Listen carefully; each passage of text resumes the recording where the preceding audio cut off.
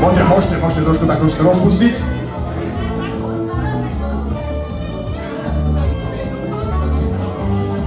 Ale nebyť toľko pre Boha. Tak musí sa dostať aj ďalej. Dobre, ďakujem pekne. Urob trošku miesto. Čo to bolo? Fuj, čistá voda. Ďakujem veľmi pekne.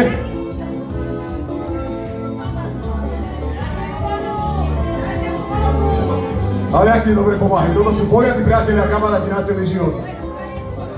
Keď budeš mať ďalšiu svadbu, musíš zase pekne pozvať. Daj mi to, prosím ťa. Ďakujem ti veľmi pekne. No, ale teraz, príde to horšie. To znamená, že ženám, ktoré tu sú pre tebou,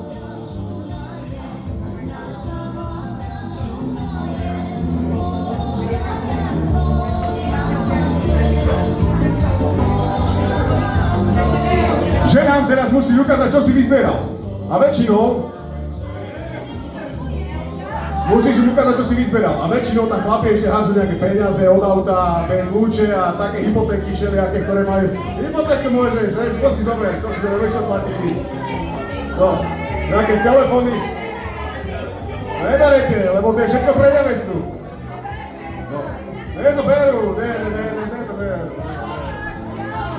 No, to není, že pre vás, to je akože, vy musíte oceniť, respektíve vy to musíte pozrieť a že či si ten ženík, či dobre vyzbieral a či si cení svoju nevestu natoľko, aby ste mu ju vydali. Pozrite sa na to.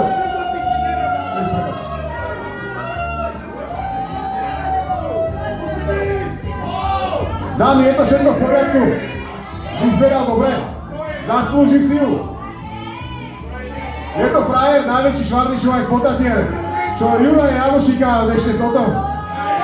Čo tam školil, že ako sa to má zbíjať z chudobníka a z bohatých. Dobre, takže, dámy, keď ste spokojné, tak privedzte sem túto jeho krásnu nevestu. Teraz ste povedali, že to je v poriadku. Nie. Chlapi, nemáte nejaké peniaze, hoďte tam ešte niečo.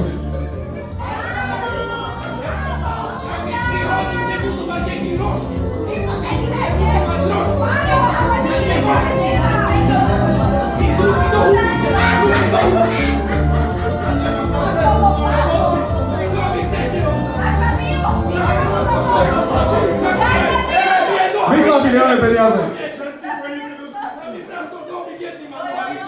Dobre, takže ukončíme to.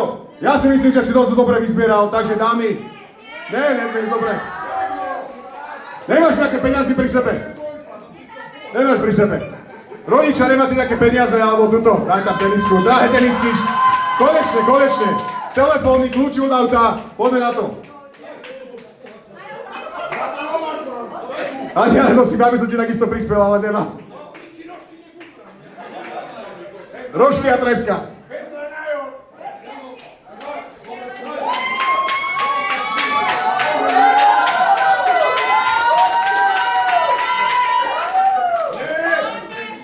Hlavne, že to už má dosť. Musí to prežiť. Takže nielen peniaze, ale prináša aj nejaké dary, ktoré pozberal po ceste, čo sú, no áno, to sú veľmi hodnotné dary. Veľmi hodnotné, áno. No.